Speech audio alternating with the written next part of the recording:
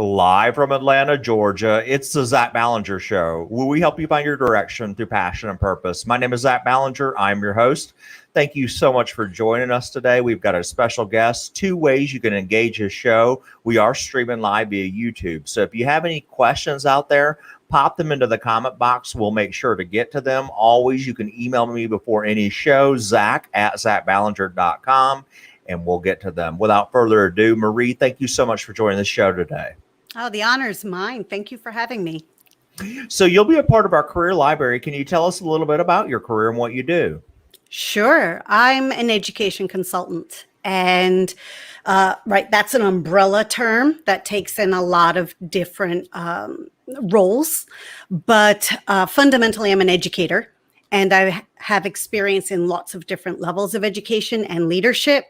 Often I teach, or I will be a part of a program at a graduate level with different universities. I participate in research, publications, writing books, putting together resources, but mostly training teachers and administrators about the kinds of things that are connected to best practices.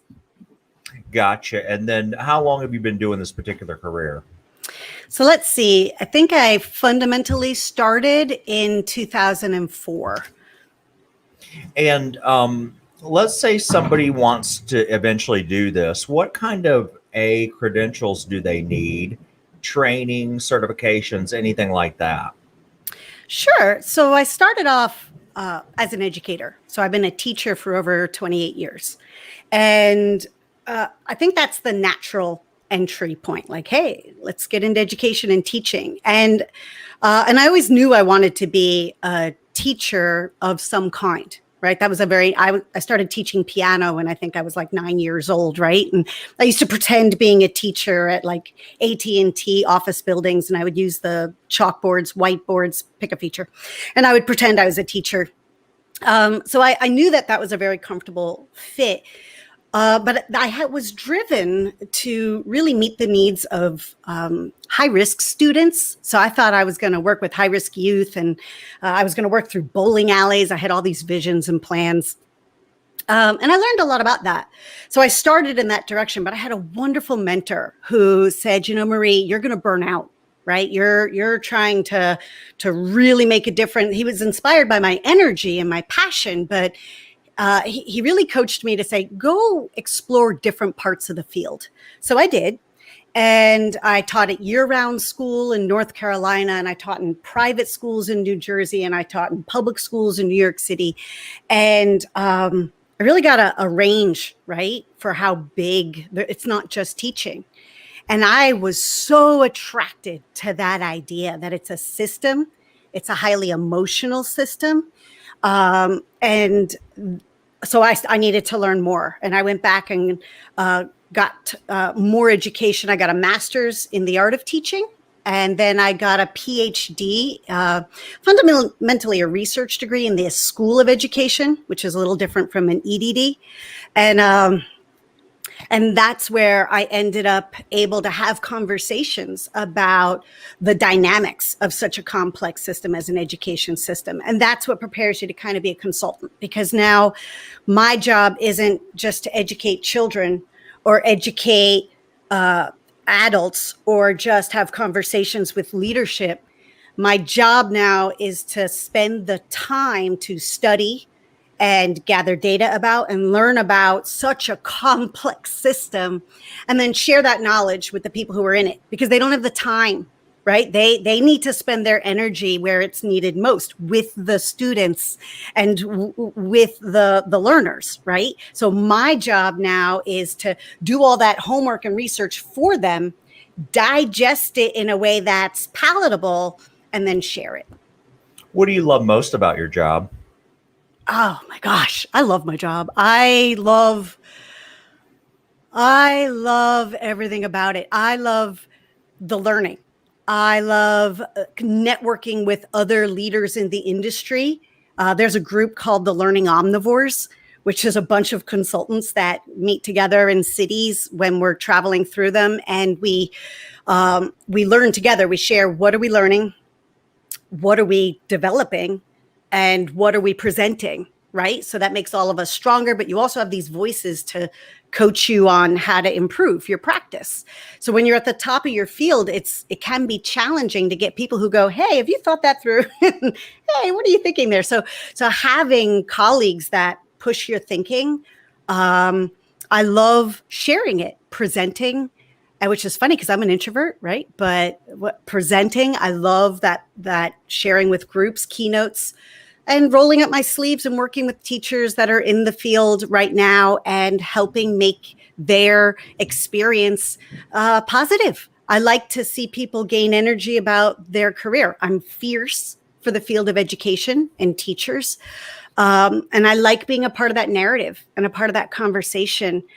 And I like working with kids. Recently, I've really been working with having students write curriculum.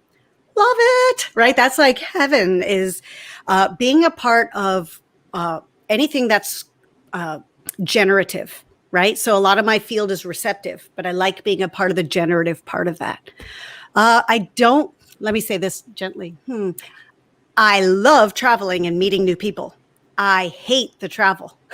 I was going to ask you what one of the difficult things was, so I guess that's it. Oh, I adore my family, and being away from them is really hard. And so I always describe it as I'm choosing between two amazingly positive things, right? Being home with my family and being at home with my colleagues and doing my job and my career. And so if you think about it that way, I love every part of my life. But there are parts of my life that take away from other parts. And so that's the balance, right? That's the balancing act I do. I think it's always important to mention that because, a lot of people come on the show and they think people are looking from the outside in. They're like, wow, that guy has the best job, or that female has the best job in the world. And then you say, well, this is going on behind the scenes. So you have to realize that I'm sure you do quite a bit of traveling for your role. Sure. As an international consultant. So for example, an hour before your show, I was meeting with a client and we booked 2 dates that I have to be in California. But those nights for those dates, I'm working for China. And the morning after I'm working with them in California, I'm working a full day in Illinois. And I live in New Jersey. So if you just think about how to coordinate that, it can be a logistical nightmare, and getting the proper visas and then the airfare and sitting on a plane for 15 hours. Yeah, I'm not going to say that's the part I love. Nope. Now, you walked us through a little bit, but let's say I always encourage my students or people that watch my show to actually follow around someone for a day or do a preceptorship with someone that they think that they want to do a career in. So let's say somebody was with you for a couple of days, and I know it's going to vary. Every day is different, but what would that look like from morning till when they finished? Oh, sure. Some people say, oh, Marie, how do you handle the intensity of going on to a keynote, right? And being in front of 5,000 people or something like that. And I try to say, no, that's not the hard part. I know my stuff. I'm very comfortable there. The hard part is when I get up in the morning. First of all, there's no sense of routine outside of what I can personally create, because I wake up in a different location. The steps to the bathroom or brushing my teeth or where things are located is completely different every day, or what I have access to for food. And then there's the drive or getting physically to the location. I don't know those areas, traffic patterns. Where am I going to park? Am I supposed to bring my own lunch? All the logistics of physically getting to the location are far more of like my stressful part of my day. Then I get to the building, I'm there, I walk in, I get greeted, and now we're where we need to be, right? So when you find that person, so that all happens right in that. So it's a get up at somewhere between 5:30. Well, it depends. So if I'm working, whenever I'm working within 2 hours to 3 hours of my home, it might be a get up at 4 a.m. to a get up at 6 a.m., right? That's the window of most get up times. Getting to work, most places like to start somewhere between 7 and 9. So between 4 a.m. and that 7 a.m. start is where I get to live that stressful transition. Then I'm on site. On site, you give 100%. You don't look at your email. You don't look at your cell phone. You're not looking at, right? You are on stage doing what you need to do for the client, which is mostly listening, right? Understanding a very complex system, and then participating with them with whatever experience, whether that's, other examples of what might work or can work, or sharing with them models or things that you've had experience with. So that goes on pretty intense. There's a lunch, which isn't real. It's a working lunch. It's, maybe 10 minutes of something, but you really are, you're on collaborating with people, it's a very people-oriented job. Then comes around 3-4 o'clock, you're debriefing. Somewhere around 5 o'clock to 6 o'clock, you're able to leave that location, either photo finish at an airport or go back to a hotel or head home. And then, then it's processing that. You take your notes, you document everything that happened that day, your steps. There's a lot of paperwork and documentation because I work with a lot of different clients. So if I'm in 200 different school buildings in a given year, I need to keep track of those. I need to be able to pick up a conversation 3 months from now and know exactly what they're referencing, what questions, who asked what, right?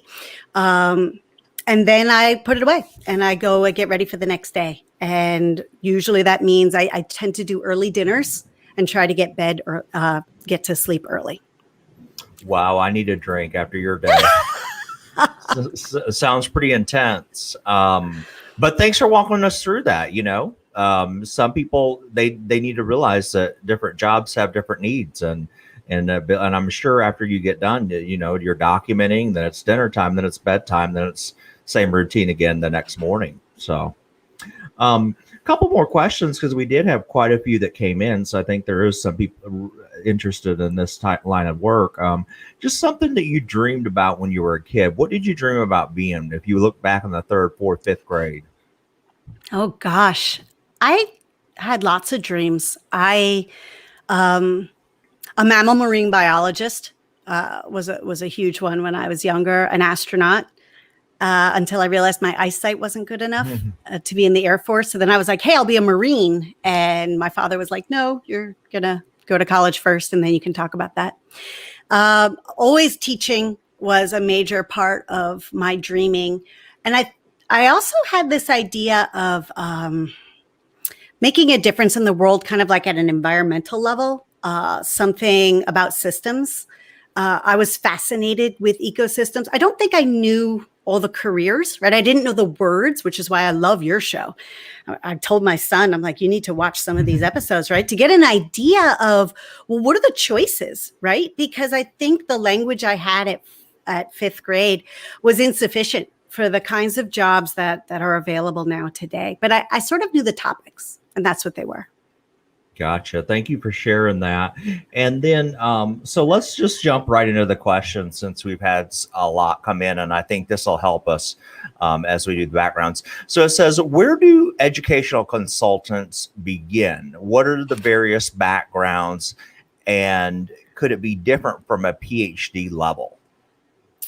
Oh, sure. What a great question. I got to tell you, I didn't really know that an education consultant even existed as a career as I started it. And what happened was I lied on my resume. And so I was working at the time as a co-director of an infant toddler through grade 8 kind of program, and specifically working in the after school programs. And I was supposed to map the curriculum to pass accreditation, right? So there was like this assignment or project for accreditation that led to curriculum. So I said, oh yeah, well, I mapped the curriculum. I made up that term. I didn't know that there was an entire industry called curriculum mapping. And so I was just interviewing, how you you practice interview, right? You just to stay on your toes. So I was practicing interviewing, and I didn't really expect to get the job, but the person was like, well, Marie, we're very interested in this curriculum mapping you're doing here. And I was like, well, that's cool. Thinking in my head, I made that up. And they're like, do you use the Heidi Hayes Jacobs method? And I was like, nope. And they're like, well, if we hired you, we would like you to do the Heidi Hayes Jacobs method. Are you okay with that? And I said, yeah. And so I said, but I don't think you can afford me. And they said, well, maybe we can. Well, that led to them sending me to professional development to go learn the Heidi Hayes Jacobs method. And I watched Heidi Hayes Jacobs during one of her sessions. And I went, and you got to picture this, right? We're in a stone building with blue carpeting. It's like a solarium.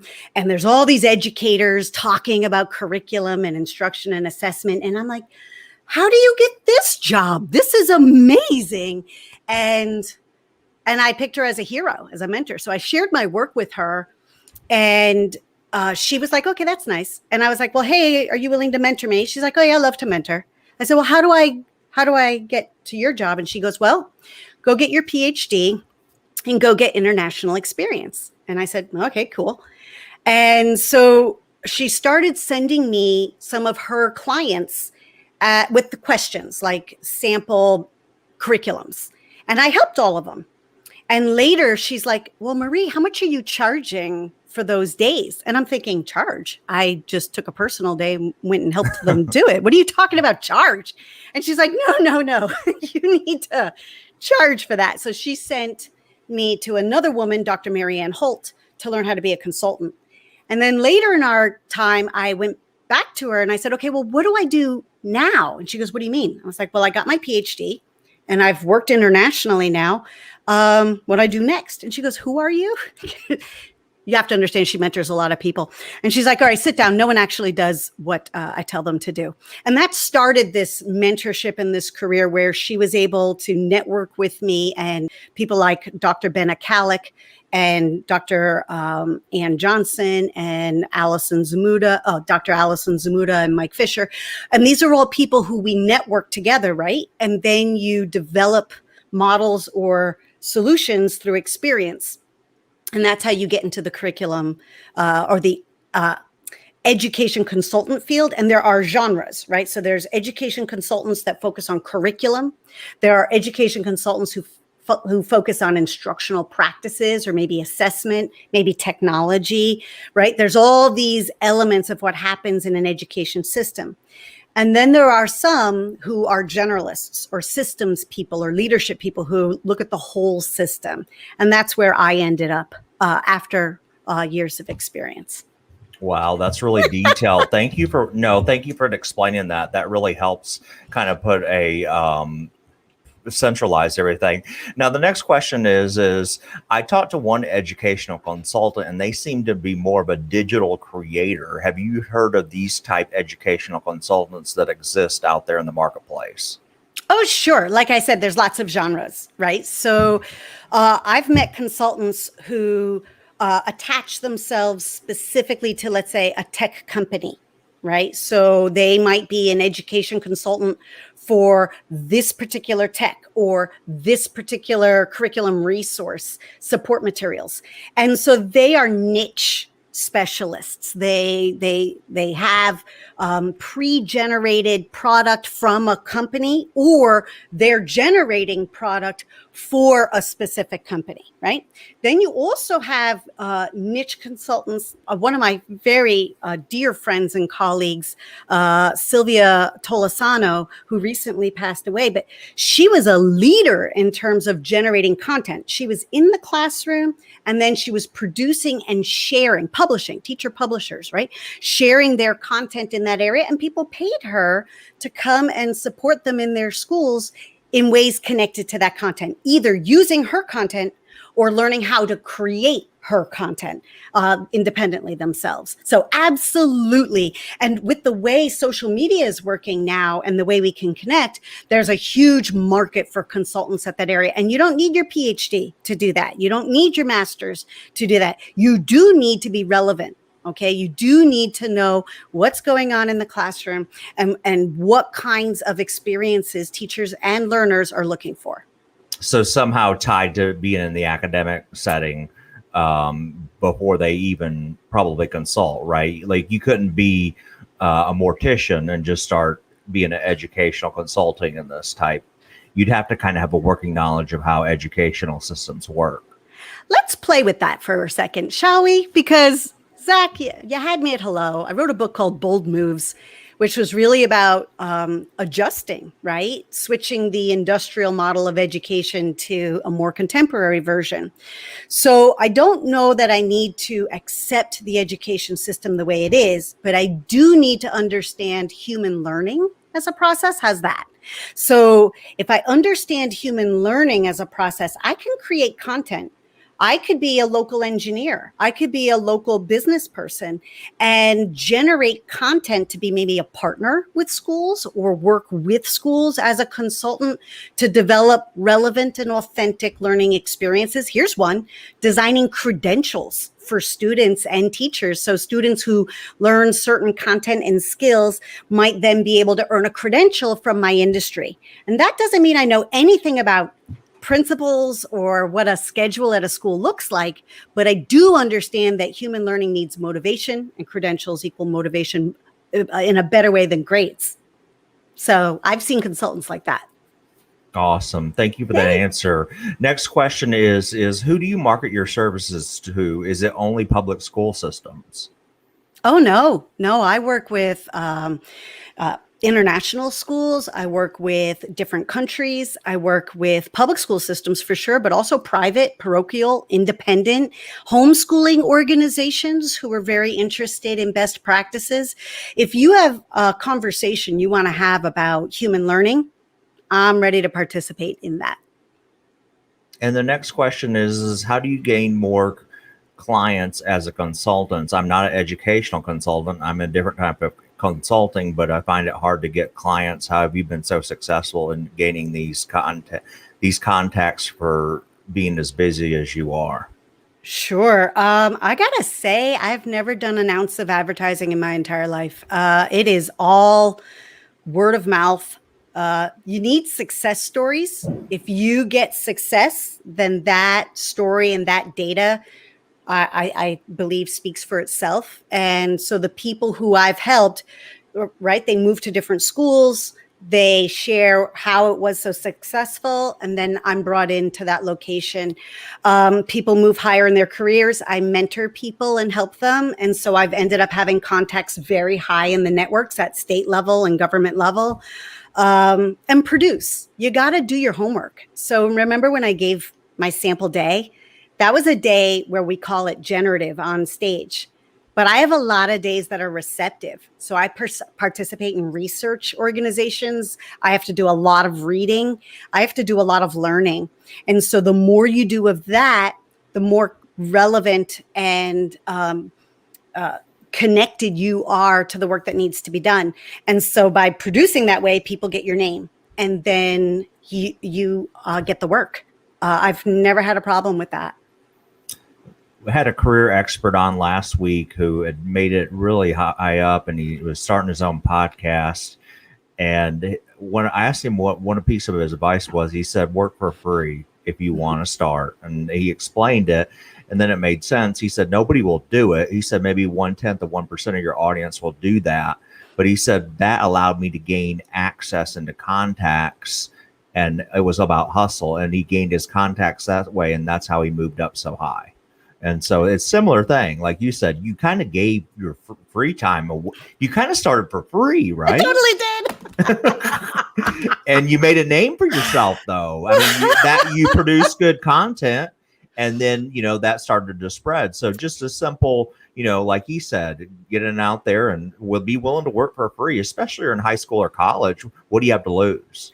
So. I also work for free. So there's two levels of working for free, which I think are important. I run a for-profit called Learning Systems Associates, for sure. And that's consulting, and there's a per day. I also am the founder of a nonprofit called Tomorrow's Education Network. And we do this work for schools that either don't have the budget, just don't have the access. And I provide all the material to sustain the work, basically at cost, for free. And providing that does a couple of things. One, it helps you get a better success story. Don't be stingy with the knowledge or the success. Give it out. Give it out for free. I put it out there in videos. People watch all my videos, and guess what? even watching the video with all the answers. Don't do a teaser like, hey, and call me for the end, the last step. No, I give them all. They're still going to call anyway. And they need your guidance because of the uniqueness of their organization. Or if they didn't need your guidance, then they didn't need me anyway, right? And I wouldn't want to waste their time or my time. The other piece is price yourself reasonably. I've had interventions done on me that I'm priced too low and I get too much work. But my experience is I work with schools. I'm not a business consultant. So businesses, yes, you want to do 30,000 a day, fine. But schools, you need to have a relationship with them and work with them a little bit more. The only organization more emotional than schools are hospitals because their decisions are life and death. But schools can't be innovative and risky the way businesses can, right? These are people's children.